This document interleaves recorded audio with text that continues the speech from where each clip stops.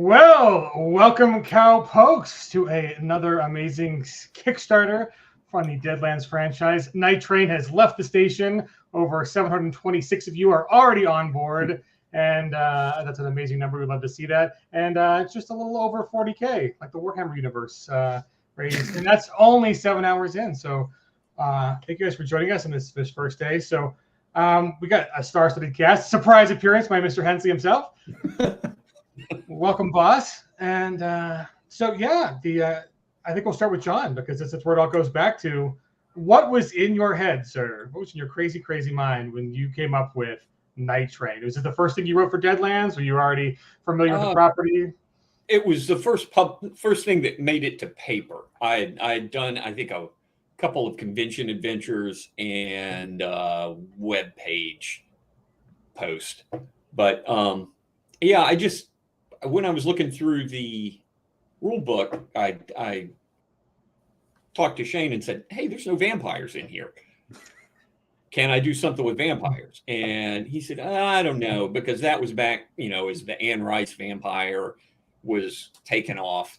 And I said, "No, I swear I'll make it good." Canting hair, right? Like, I mean, just gorgeous. Right. Yeah. And I wanted more of the old school Nosferatu ones in there, just nearly brainless feeding machines.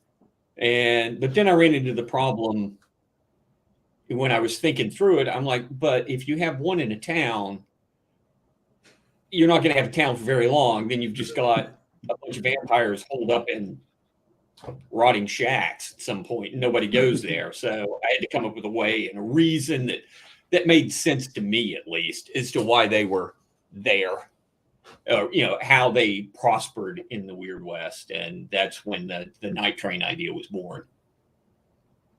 So, way to knock it out of the park on your very first outing, then, because I think suffice it to say that Night Train has gone on to become the most infamous Deadlands adventure, the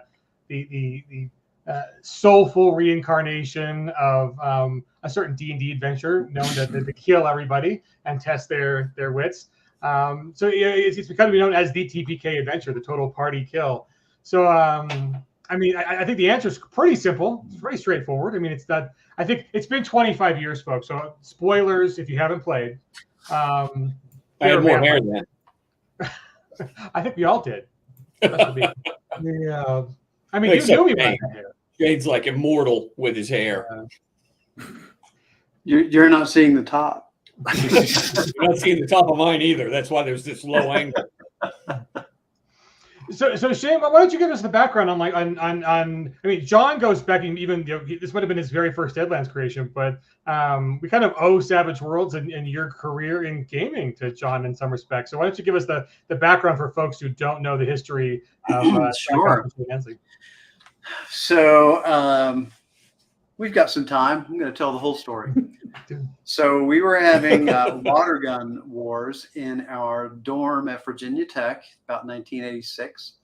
And me and my roommate threw something, not water balloons, but I don't know. We threw something into some guy's room. It was a big floor-wide water gun fight. And he wrote back, we were throwing secret messages. I don't remember. Somehow in the letter, he called us Sons of Gully Dwarves. So my roommate and I, who played D&D, we said, oh, he plays D&D. So we met a guy, John Hopler, who was our first employee at Pinnacle, my best friend and partner at the time. And he wrote a ton of stuff. But then, we were freshmen at Virginia Tech, and we were looking for others to play a game with. John Hopler introduced me to GURPS. We were playing some of that.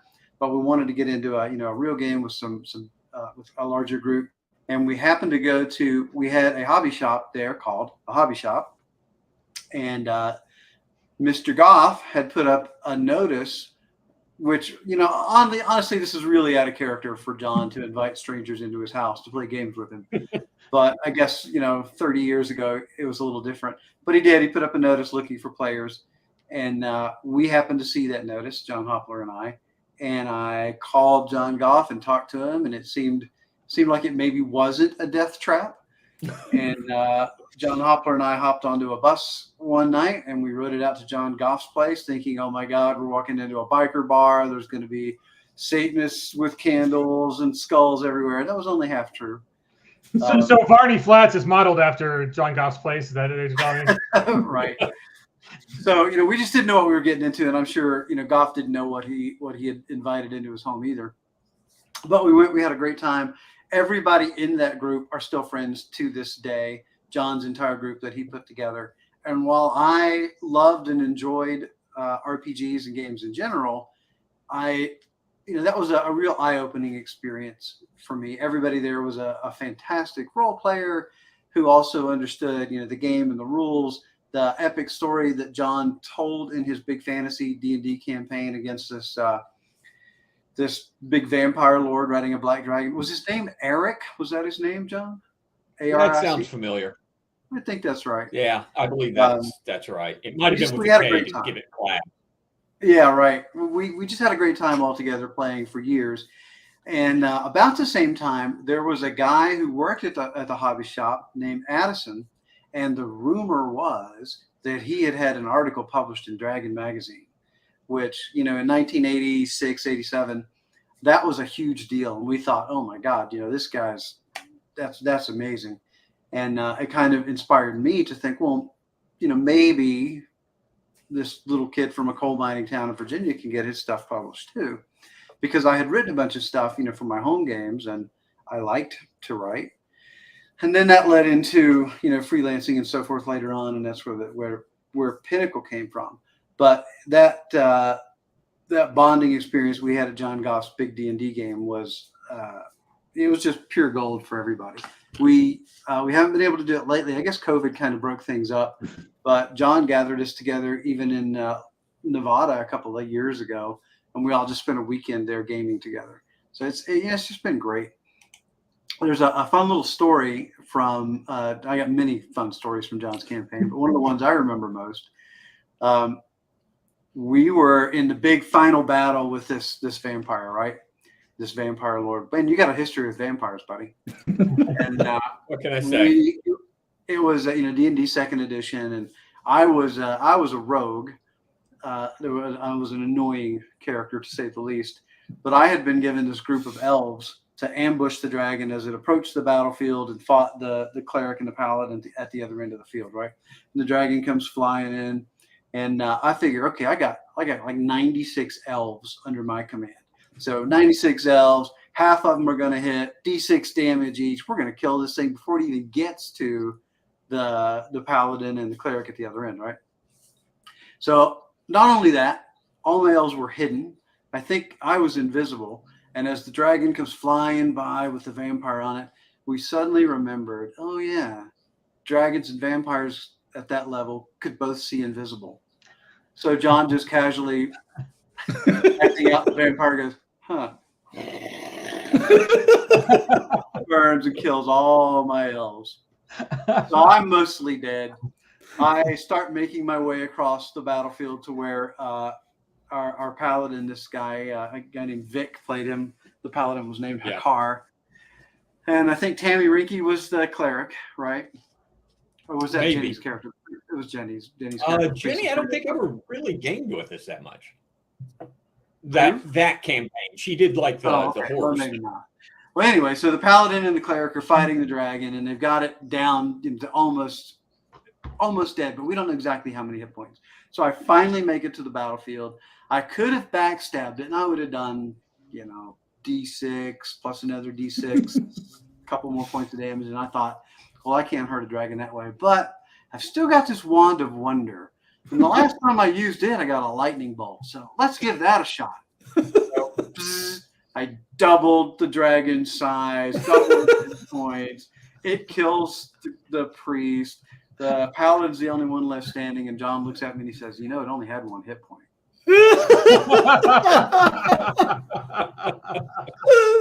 Mistakes were made, lessons were learned.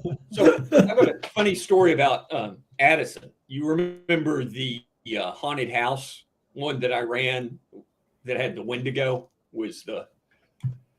So one of the guys said, you should show it to Addison and see if you think if it's good enough to publish. And I showed it to him and he told me, that's too good. Don't send that in for your first mission.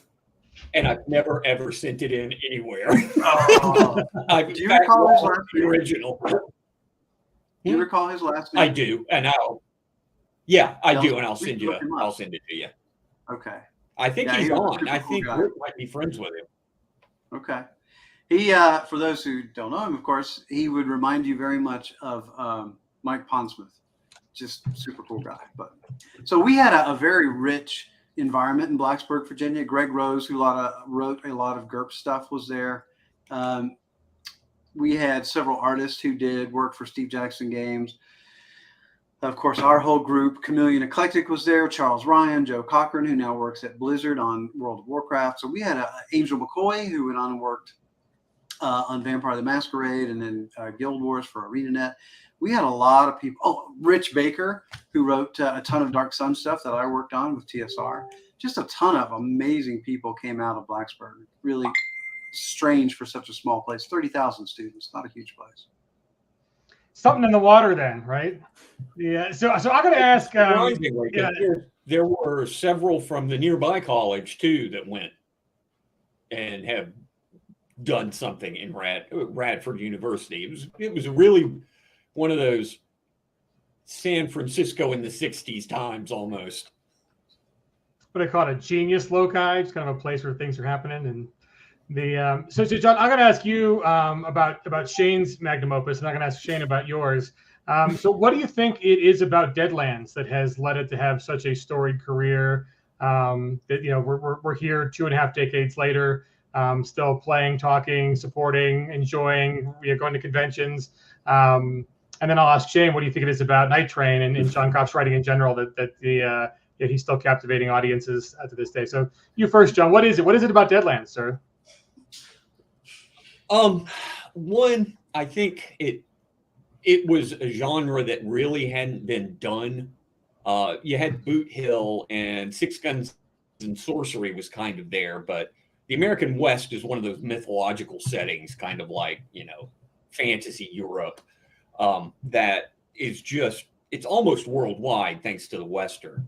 But prior efforts in that area just really didn't capture the imagination because, for instance, in Boot Hill, you could be a guy that shot a pistol fast, you could have a rifle, you could have a knife, or you could just, hide when the fighting started. And that was pretty much the limit. But Shane captured a wide range of what we call arcane backgrounds, the magic classes, and the huckster being, in my opinion, the home run hit there.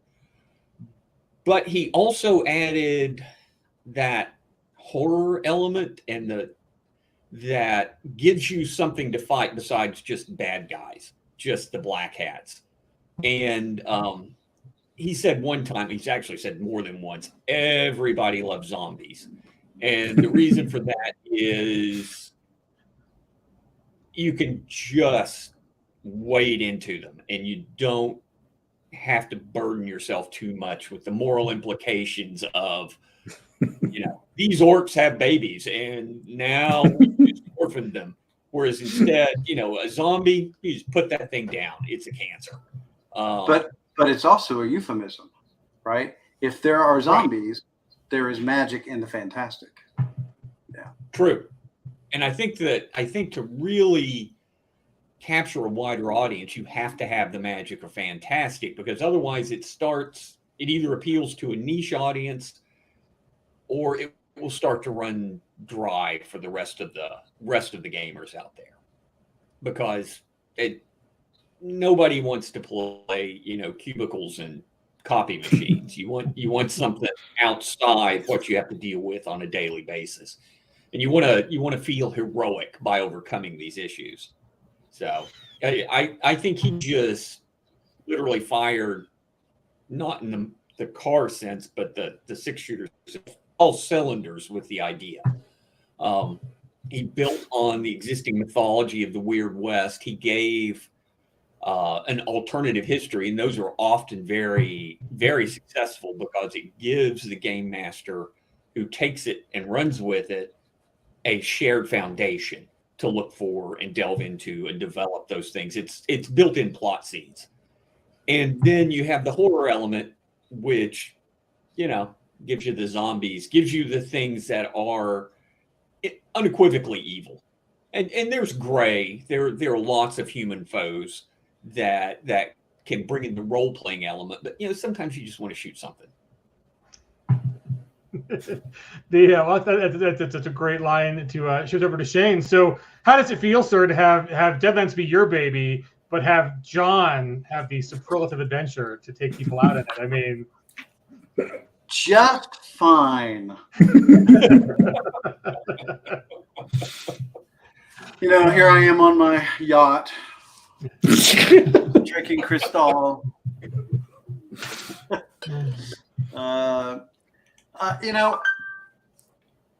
It was called Pinnacle Entertainment Group because the whole idea from the start was that we would set up this mechanism to get our stuff to sale. That it's easy these days, right? Because of Kickstarter and crowdfunding and the internet, but at the time it wasn't, and it was hard to get into distribution. And I'll mention something about Deadlands there in a second, but John Hopler had a collectible card game called The Last Crusade that we published. It was actually our second product. Our first product was My Fields of Honor, which was a historical miniatures rules. And I've already mentioned how many people there were in Blacksburg. We knew that made games, and it was meant to be just a pure avenue for all of us to publish the things we wanted to make. Whether they were successful or not, I don't think any of us believed we would be full-time game designers at the time. I certainly didn't. I had an entirely different career path, and it worked on and off. Right, it was a big hit in the beginning, and then we tried to get into the computer game industry, and that didn't go so well. We lost a lot of money, and then there was the D20 boom and bust, and finally we've gotten to a place where things are pretty good, and life is good, and we have a fantastic customer base that doesn't just show up to support us for stuff like this, but shows up every day in the forums and the Facebook pages and all that kind of stuff that kind of drives us on to do this. I mean, I guess most of us are somewhat artists at heart, and we still live to see people play our games and say nice things about them, and fortunately we can make a living off of it too. So when you have partners like John, who not only were so foundational for me as a real gamer, but who get what the property is all about, sometimes better than I do, and writes awesome stuff like this, and I get to share it with the world and show everybody, hey, look at this guy that I got to play with. That's pretty awesome. The fact that you were going to ask, what makes Night Train so special? I think people love killer adventures. I think it's that challenge of playing them. Now, it kind of started, I would suggest, with Tomb of Horrors, which is unplayable. I like it, but you really can't play it straight through and expect a party to win, right? Night Train is not, it's not quite at that level of difficulty, clearly, but it is really hard. And if you survive it, you can feel really proud that you did so. Well, that's the fun thing too, is one of the great add-ons on this Kickstarter, the infamous toe tags. So if you do happen, if you survive, you get bragging rights, and maybe you can make yourself a nice little pin. Because I know John gave pins out, or some of the people who ran it as a Gen Con over the years have given "I survived Night Train" pins out. But we've got toe tags because you can commemorate your characters who don't survive. Or your GM's just being nice. Like, there's leeway within the adventure. Like, you can be cruel or you can be kind. That's right. Yeah. So Darrell, I mean, now that you deigned to speak up, I'm going to turn to you. I'm just here to bask in the glow of the greatness, like a lizard on a sunny Darrell rock. does most of the work. I got this finished, right? Like, here's the thing. Like, we need to do. It's the 25th anniversary. Maybe we should do something. Oh, okay. Maybe right. We should. So that's a thing. Maybe it's a good question to ask you. We kept this one under wraps for a good long time. We were hinting at some other Deadlands properties, and they are no less further along to completion because of Night Train. So no worries there. But we decided to sneak this one in while it was still the 25th anniversary and not the 25th and a quarter anniversary for Night Train. I mean, and that was just it, right? Like, we've got stuff in the pipeline, and it's ready or almost ready, or like, ooh, where do we put it? But when we were having that conversation, it's like, okay, 25th anniversary, we've had the work done. We're leading up to this, and it's October. Why would we not do, Night Train in October on the 25th anniversary? Let's make it happen, So that kind of, you stoke the boiler and, maybe push a little harder to make sure that we hit that window. And we got it. We're here. And for folks counting along at home, that is now 7 train references we've made so far during this stream. Oh, they're going to keep going. Right. On down the tracks. So Darrell, could you know what was it like bringing? So this is the first time that Night Train has been in Savage Worlds. I mean, Night Train's 25 years old. Savage Worlds is 20. But it is stood as the OG original Deadlands rule set adventure of choice, and right. This is even and people still play it in that and run it in that. Like, it's a classic for a reason. It's because people are still playing it. It's that fun, right? And but hey, we've got Deadlands Weird West. We've got all the new toys. We've got everything that we've learned in 20 years. Like, absolutely, let's marry these together. There was another consideration there too. Since the game started in August of 1996, and the game world started in July of 1876, we have kept the same continuity all the way through. The only kind of weird exception is the whole Morgana effect with the Weird West. But other than that, the years have advanced, the story stayed the same, and it was a bit of a debate. How do we present some of these old classics that we love so much and we think should be in the newest version, especially for people who've never played them? And where do they fit in the timeline, right? And some of them, it just doesn't matter. They're timeless. And we are working on some of the other timeless adventures that we've done too. Some of them are are more difficult to do that with because they have a specific event, and a time associated with them. Night Train isn't. It's as timeless as John himself. So he is a vampire, we've decided. So definitely. Tell my back that. So John, I'm going to ask you in a second about the Morgana effect and what setting that's hinting at upcoming. But before then, Shane mentioned could you talk a little bit about the fiction that comes along with this Kickstarter? Because I think there's some interesting offerings we've got there to kind of flesh out the dime novels in particular, what the Deadlands world is and where this mythos fits within the greater Deadlands canon. That's to you, Shane. Well, you said John. You're muted. Oh no, I was saying Okay, I'll ask John about Morgana effect, but I want you to talk about the fiction. So let's start with the dime novels themselves. So when we started way back in 1996, we had a couple of goals with the dime novels. One was to get out adventures as quickly as possible. One was to capitalize on the word dime novels. Right, it's a staple of the Western. I actually have some real dime novels back here on my shelf some people have given me. And the third was, so Spawn, the animated show on HBO, was big at the time we launched Deadlands. And our goal at the time was to do an animated show. And I actually wrote a treatment for Deadlands the Cackler. And we shopped it around. We wound up selling it to a group that was, then they go and shop it to studios, blah, blah, blah. Didn't happen, obviously. And we wound up telling the story of the Cackler in the graphic novel. But the point of that with the dime novels was it's hard to give Hollywood a world and say, here's our world, make a story out of it. That's why comics are such an easy translation to movies, right? Because they're a storyboard for the story you want to tell. There are already characters, there are events, everything else. So that was our intention with the dime novel characters. Now, the problem we ran into, I think we did, 9 dime novels, something like that? 10. There's 10. And by the time we got to the last one, the business had changed quite a bit. Things were getting rough with just with the industry in general, but also the computer game business I mentioned. And we were spending as much time working on a $5 dime novel, and I think we eventually upped them to 10, as we were a 32-page adventure that we could sell for 15. It just became an economics thing. But in hindsight, I wish I had stuck with it somehow, because those characters, they're the ones I want to see, in a movie or TV show. And we've gotten close a couple of times. Only one of those times has the group actually used those characters.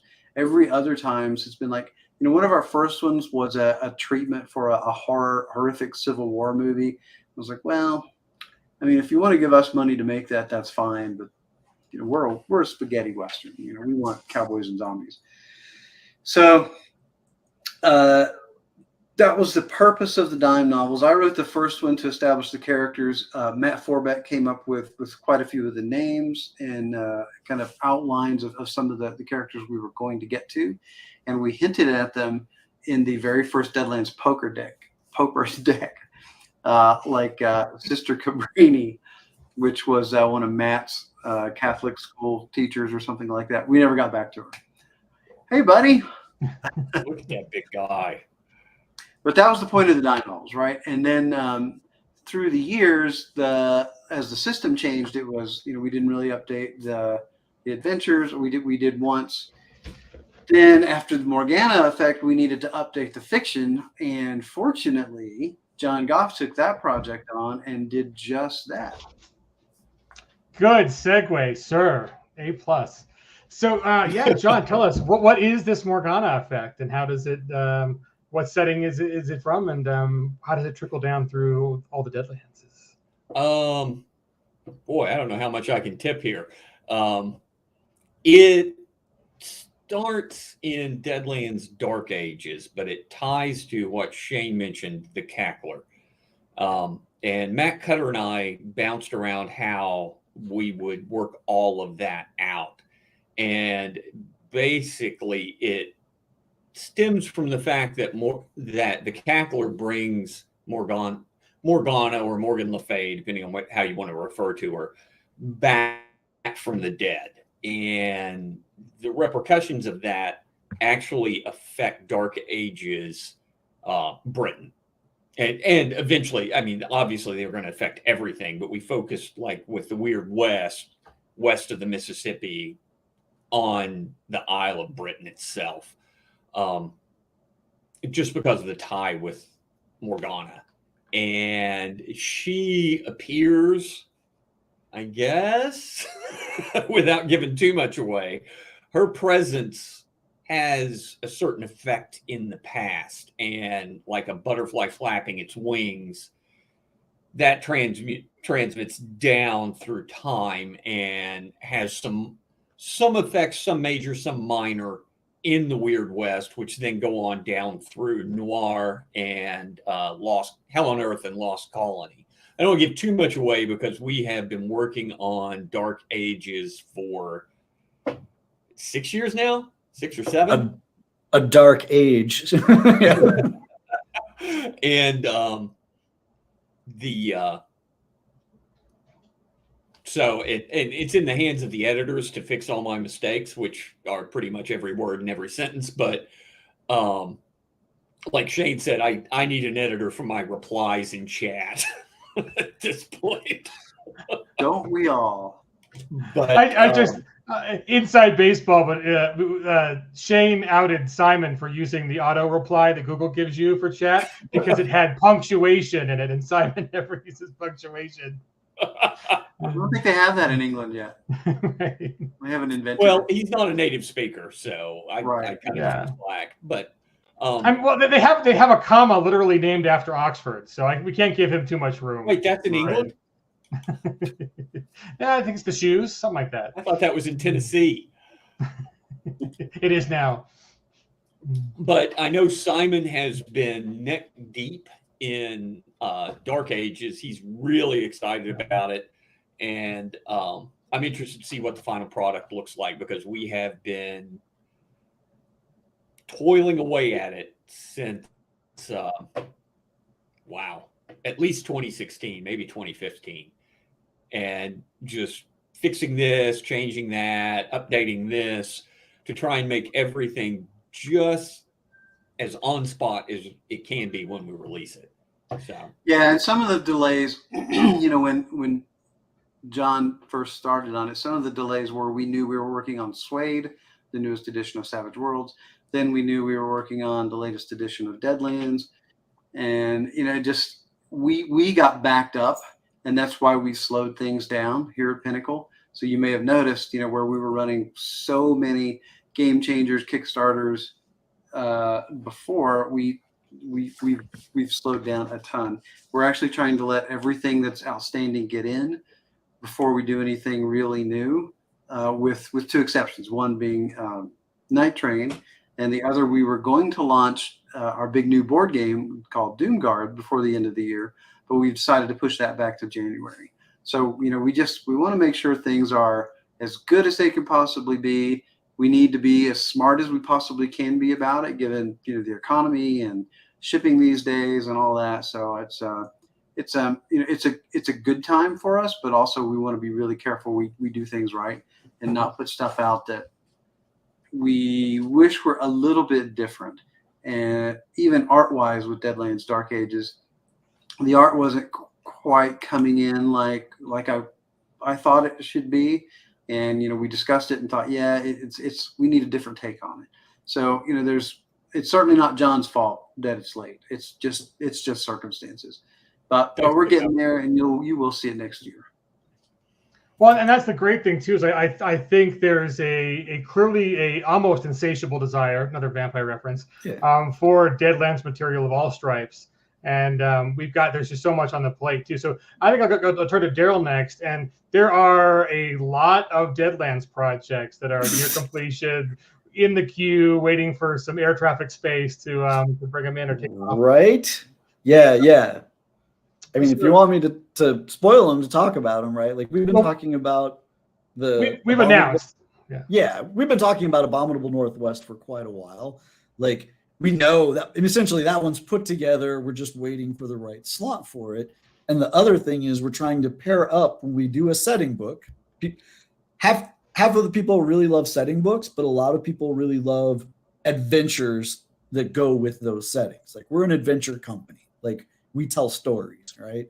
And so the adventure that goes with Abominable Northwest is Shane's Night of the Wendigo, which we played, and he murdered the heck out of us, but we did okay. We did fine. Apparently the other group, 2 of us were running in parallel, and there were perhaps more deaths in the other group. I like to pretend that that's because we were a little more clever and on the ball. It's not. We were just lucky.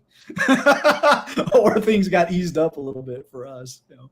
But it's super fun, right? And again, it's that area of the country.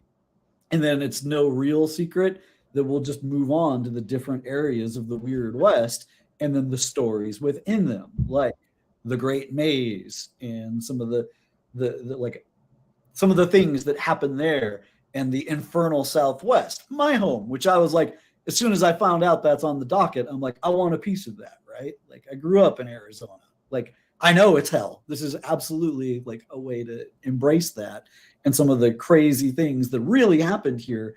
And that's the most fun part about alternate history is you can latch on to like the real weird things that happened, but you're also not constrained by them. Like, oh, yeah, but maybe it went a little bit different and got even crazier, you know, in this.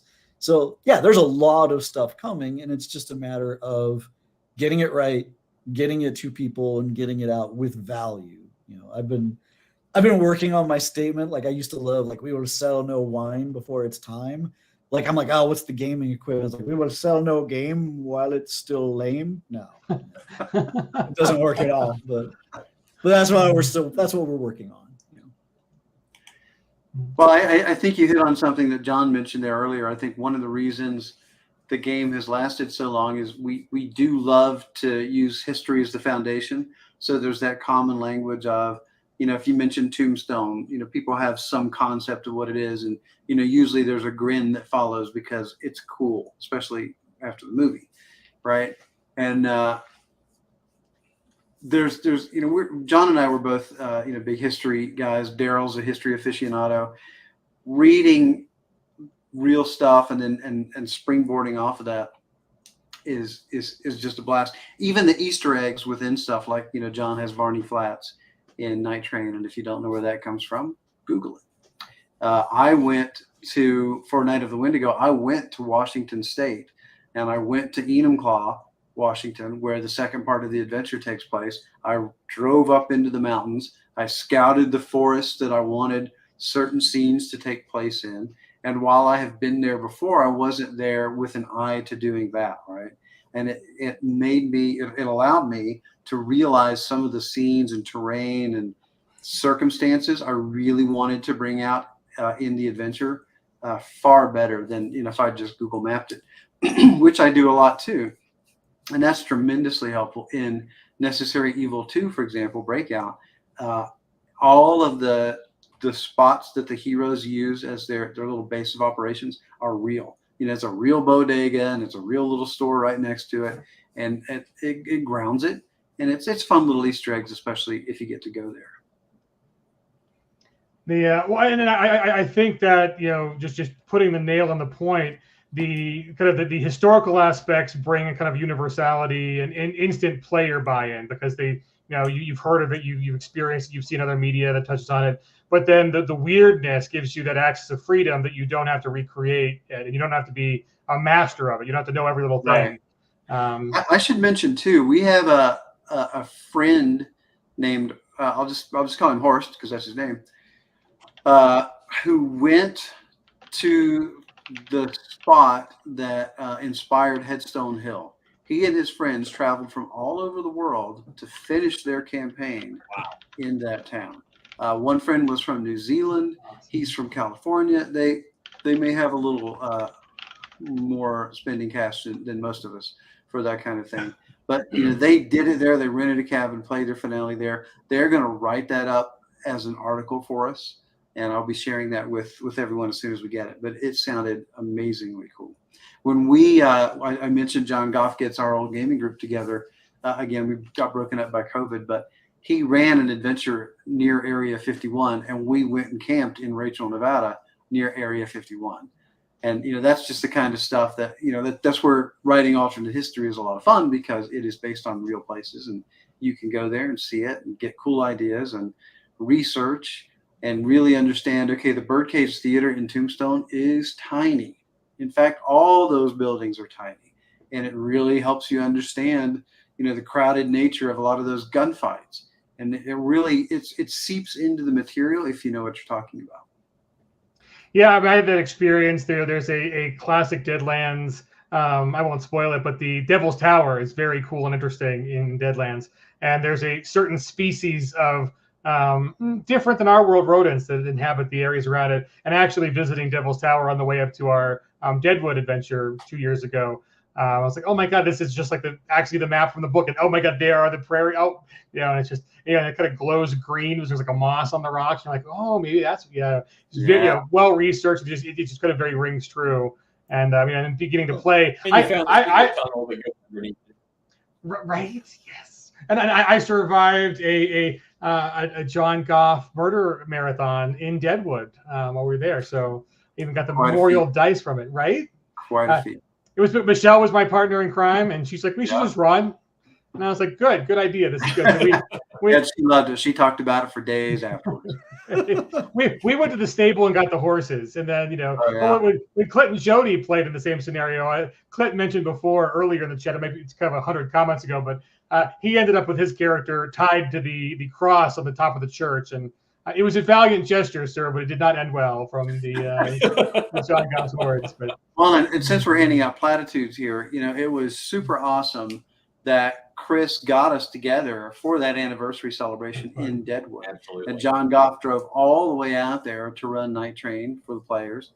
We announced a couple of things at Deadwood that we'll have to get together with those folks in a forum or something and give them the latest updates. These things take forever, but we spilled some secrets there that are still in the works.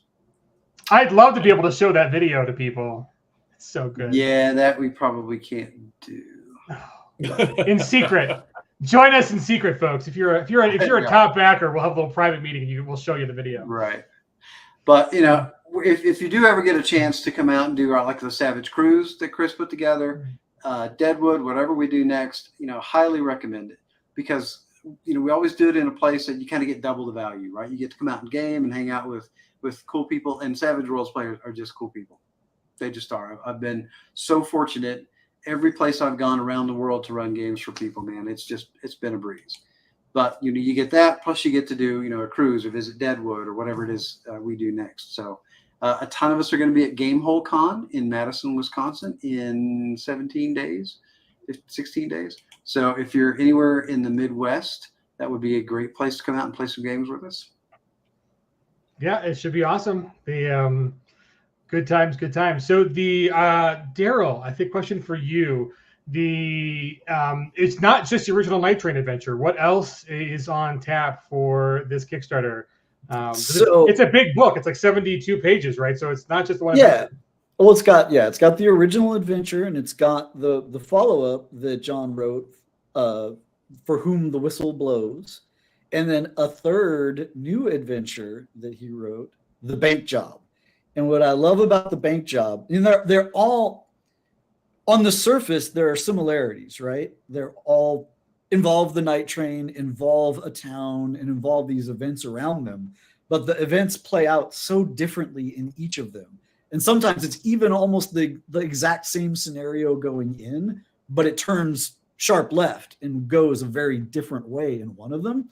So if you're a GM who's playing with a jaded group who's like, oh, I've played Night Train, I know what it's doing, you can absolutely shuffle those elements around between the three of them and still surprise people. It's like, oh, I know what the deal is with the bank vault. Maybe you don't.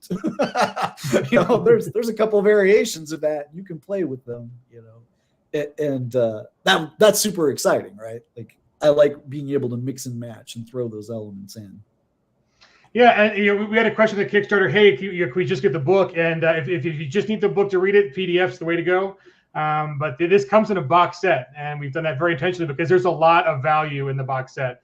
It almost costs us as much to do the book alone as it would the box set. So there's some pretty fantastic things in there besides just the 72-page book. You want to run us down the? Yeah, and what we're always aiming for is we're trying to design with the value in mind. Like, what's our best bang for the buck? And we could do the book, but it is only 3 adventures. It's going to be a soft cover. It's not as large as some of our other books alone. And also, to really play it, here are the things that you need, right? Like, oh, I've got pawns, but they've got like 5 Nosferatu. And spoiler alert, you need a lot more than that. So like, oh, hey, let's provide that. And let's provide lots of the innocent victims in the town, because plus check out that Nosferatu in a dress. Just you can barely see it on the pawn sheet there. That's not even the real pawn sheet. Our pawn sheets are way more dense than that. There are tons of them, and they're crazy high quality. They're all die cut pictures on the front and the back with an actual the actual back of the character. They're amazing. Yeah, they are, especially when you start getting other pawns to supplement them, and you're like, oh. Right, and it wouldn't be a Western without trains. And the great thing about this is a lot of folks like collecting all of our maps, even if they don't play in the dozens of settings we do. And this is a great place to start that train map collection. We might do some more trains in the future. I mean, not being the spoilerific one who works for the company, but there might be another really awesome Deadlands themed thing with trains coming soon for folks.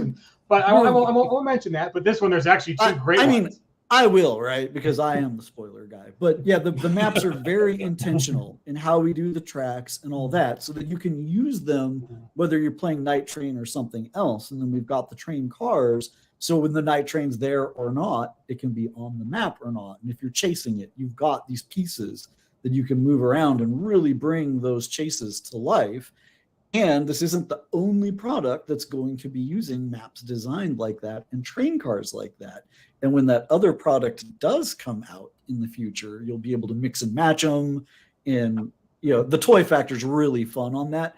But it's all based on when we're playing, these are the things that we would like to use. These enhance the experience, right? Like, I want to do a chase with the train. I want to jump from car to car. How do you do that on the tabletop and have it work out? And one of the other things that's important in the box is archetypes, because as people have noticed, it's a pretty dangerous adventure. And they're like, I don't know if I can run my group through this. Like, it's okay. We threw some cannon fodder in there so you can murder them instead, and then maybe take your real heroes into the sequel when they know what they're up against. And then the horror and dread, ramps up even higher. Look, the extras, this is why we play, is we know what we need when we play. And everything in that box is something we feel like you're missing out on if you don't have. And that's why we don't separate it out. Yeah, I love the speculation in the chat about Great Rail Wars making a big comeback as our next one. That's not the awesome product that is going to have more trains currently, but hey, if certain things take off with our board game release, which is a Doomguard is Superheroes versus Cthulhu, and we've got a Deadlands board game in the works too. So maybe if that takes off, it might be the great return to. That would be cool. Deadlands Colt Express. I've played that. It is really odd how many people have brought up Great Rail Wars this year. Yeah, maybe there's something in the zeitgeist. So we'll take note, folks. We're open to feedback. But I did want to mention, because on the fiction we didn't run through all the names. There are some great names on the dime novels, so I want to just read them off now, because you got Shane Lacey Hensley himself, and I got a question from John Doom to ask you about some of your fiction, Mr. Hensley, a certain narco Christmas story, and whether there's going to be another one coming this year. But Matt Forbeck is Independence Day, Strange Bedfellows, Savage Passage, Ground Zero. Again, John Goff's Night Train, the dime novel, not just the adventure. And Timothy Bryan Brown. Shane, where do we know Timothy Bryan Brown from? So back in my freelancing days, I was very fortunate enough to get to work on Dark Sun, which was created by Tim Brown and Troy Denning and some of the guys at TSR at the time. And Tim and I are still great friends, and he still does stuff for the gaming industry. He's also an actual rock star. He plays gigs in Vegas. So you're right. That is quite the list. Matt wrote a ton of them. Tim Brown wrote some great ones. John Wick, our buddy Adios Amigo, which is the Cthulhu crossover. Yep. The 3 Strange Bedfellows Savage Passage and Ground Zero. That's a crossover with Werewolf Wild West. Worms by John Goff really sets up what we did with the Rattlers in the game, and especially later on in Hell on Earth. So that's quite a list. Lester Smith, he did Dark Conspiracy, if you're familiar with that. Worked on a ton of TSR stuff. One of Tim Brown's best friends. Great stuff. Yeah. So I've got a Tim Brown story. So back in the day, I didn't know what most game designers look like. They don't normally put pictures in books, like they do for novels in the back cover. And there's a reason for that. If you see most game designers. oh, that hurts. So with the Rocky Mountain Savages, Chris Fox had invited Shane out to one of the early conventions we had put on. We were still, we were small then compared to where we got to, but and Shane happened to bring out Tim Brown, and totally unassuming. He's a very nice guy. Said some really nice things about how much he enjoyed the weekend. And like after he left, someone's like, "Do you know that was the guy that wrote Dark Sun?" I was like, "That Tim Brown, Dark Sun, Tim Brown." I was just talking to the guy, and it's great. So I spent a whole weekend playing games with him, and didn't know that was the guy who wrote Dark Sun. Yeah, I think I worked for him for 6 months before that penny dropped for me too. Yeah. I'm like, that's Tim Brown.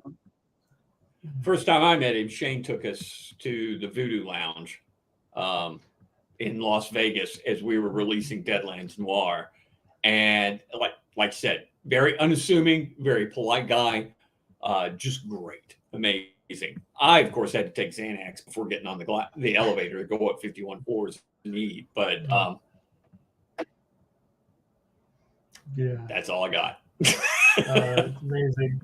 So it is. I do highly recommend showing up to the great events because game designers are cool people, especially as Savage Worlds folks in person. And let's see. Oh, any other question? That was actually a really fun question. Speaking of meeting people in person, you could have met Alan right there at one of the last cons. I think Jody, you met up with Jody. Was it Gen Con? I think it was Gen Con that you guys met up. Alan does have a great voice. Yeah. You could do my voice work, Alan. You could overdo my voice because my voice sucks. I have a voice designed for print. I love it.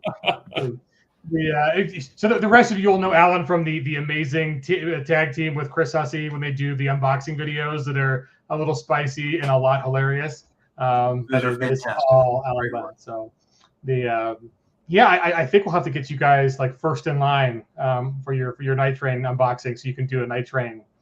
I mean, I just anticipate it. I'm looking forward to it when it actually comes out. But that would be great. Yeah, so speaking of stuff coming out, for the first time in many months, we are digital complete for all of our open campaigns.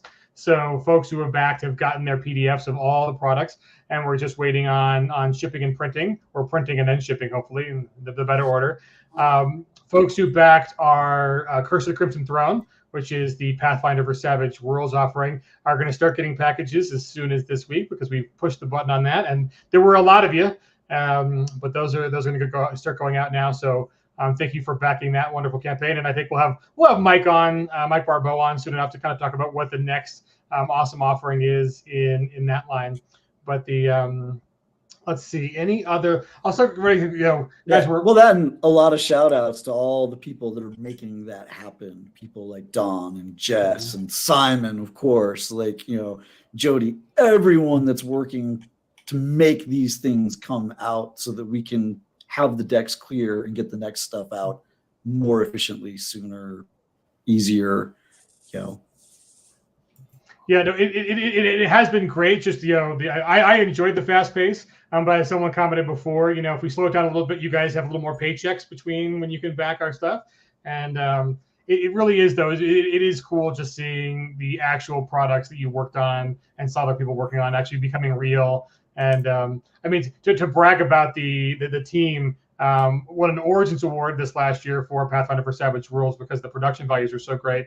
And we just did an unboxing because we got our copies in as well. And the Curse of the Crimson Throne looks even better than the original one that won the award. So I'm like, that's just fantastic that the Simon and everybody who's really working really hard to make all these things look as good as they do.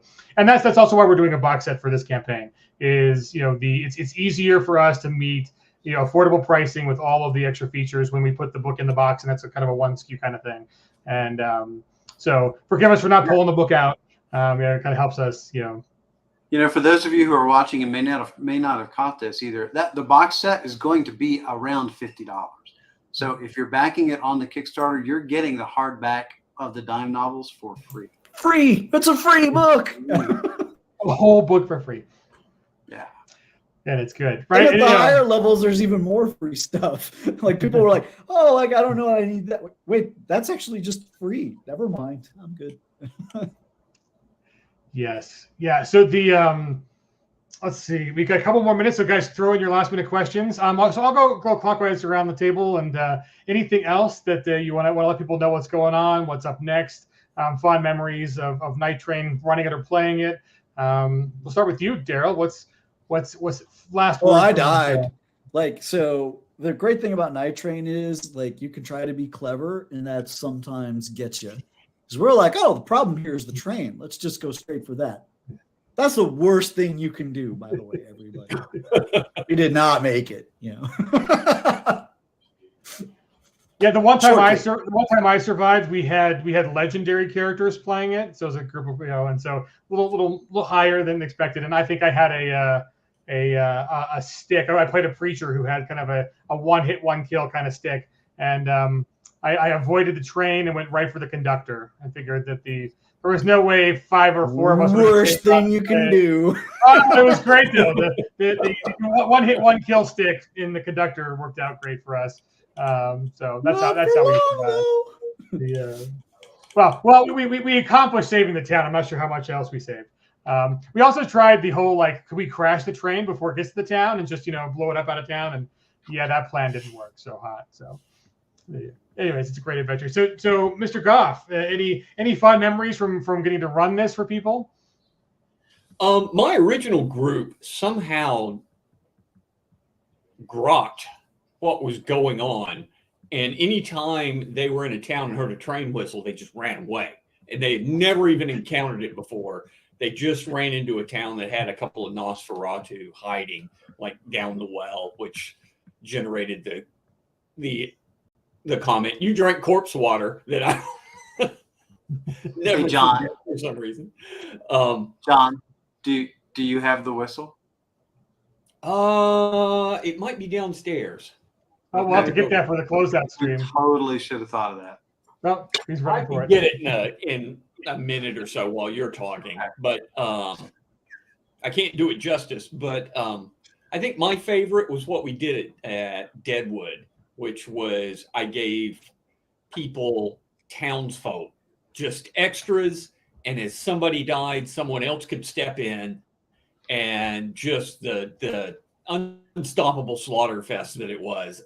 And that's the one where you and Michelle got away, and Clint deserves an award for the effort he made running out of his house in a nightshirt and then staying alive until the very last bit, climbing up the steeple, trying to kick the Nosferatu off as they were coming for him, and finally tying himself off and jumping.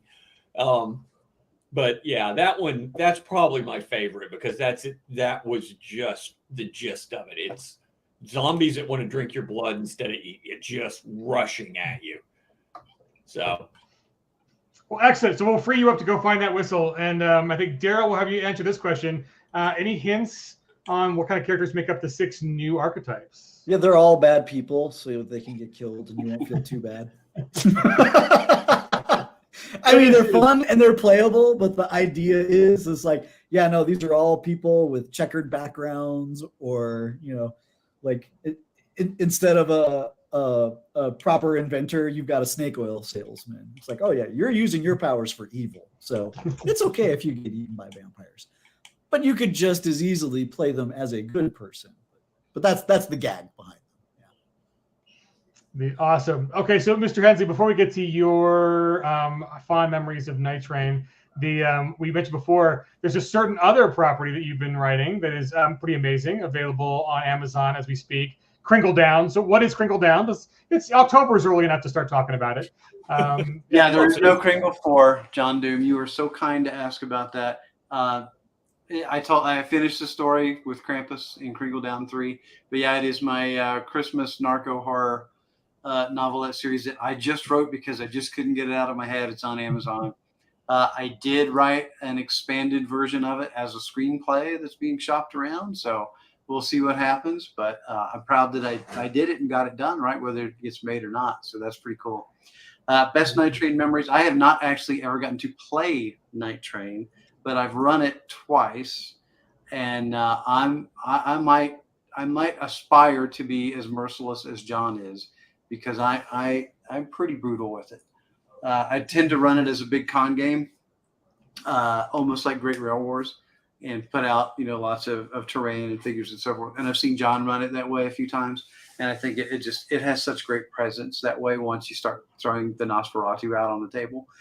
And with because we did the Great Rail Wars, I have tons of those figures all painted up, so I've got a lot of Nosferatu. Oh, wonderful, wonderful. So, guys, if you don't want to take the time to paint up the Nosferatu, you can get the box set. It's got a lot of pawns, so you can put a slew of them out to murder your players. Because, I mean, murder hobo actually works here, because hobos ride trains, and the metaphor just fits. So I think that's like 17 and a half train metaphors we fit in. One great final question. Yes, we are going to be doing Halloween again. There'll be an announcement in next week's newsletter. We didn't want to kind of crowd the Kickstarter announcement. But if folks get your games planned, we're going to do it over the final weekend in the month.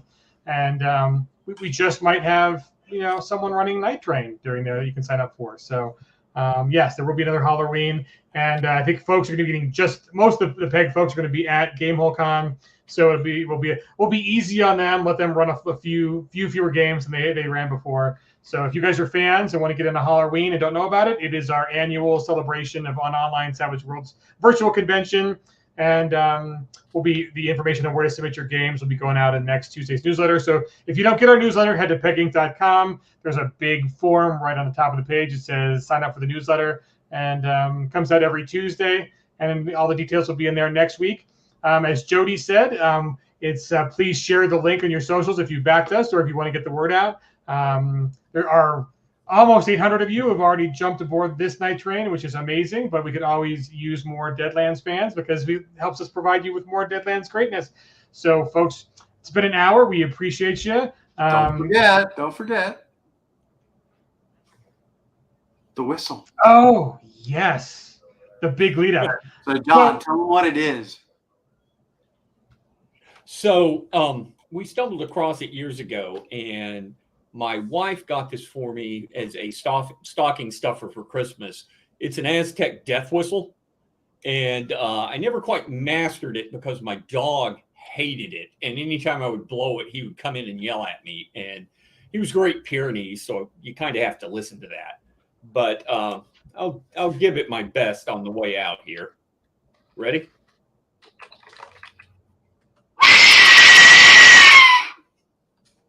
Oh, that is terrifying. Yeah, if you can Google it too, you can see a couple of examples of it. That's evidently what they would play when they were getting ready to attack their enemies. I don't know if it's historically accurate or not, but it's scary as shit. Yeah, we weren't sure if we were going to do a video for this or not, but I wrote the script for it, and I made sure to include the sound effect. Cool. Like when we show the thing, do the Aztec death whistle for the train so that people know. Oh my God, that sound. And that's why my posse never ran into it. They heard it, they ran. That was it. Nope. They just left. Town's on its own. We're not that kind of heroes. And deaths that happen off screen don't really count anyways. So it's exactly.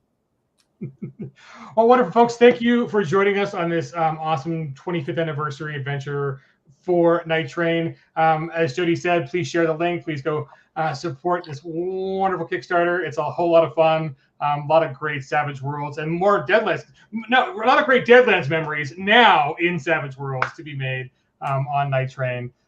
We are ending the stream. We've got 765 backers, 43.6 thousand, and 29 days to go. So we're going to end this campaign. We've got a whole month to go. We appreciate y'all. So we'll be back hopefully sometime during the campaign. And that was literally just so we were still doing it on Halloween. And on that, happy Halloween. Yeah. So we didn't do a special campaign video for this campaign, but we do have a really cool Deadlands one. If you guys haven't seen it yet, we'll play that as our farewell. So guys, get out there, play some Savage Worlds this weekend, and we appreciate you. We will see you, I think, this Thursday for Savage Universe. Tracy Sizemore is going to be on talking about her Han Cluster game. So we'll have JM do that on Thursday. But follow us at twitch.tv/pegging for all the updates there. Sign up for our newsletter, and then go back to Kickstarter because it's a great game. Cheers, folks. Welcome to the Weird West. Will you survive the frightening frontier or fill a grave on Boot Hill? Grab your 6 guns and enter the Deadlands. We play Savage Worlds, whether we're at the table or over the internet. In our role-playing game, fantasy is just the beginning. From the Wild West to the depths of outer space and beyond. Anytime, any place. They're all Savage Worlds.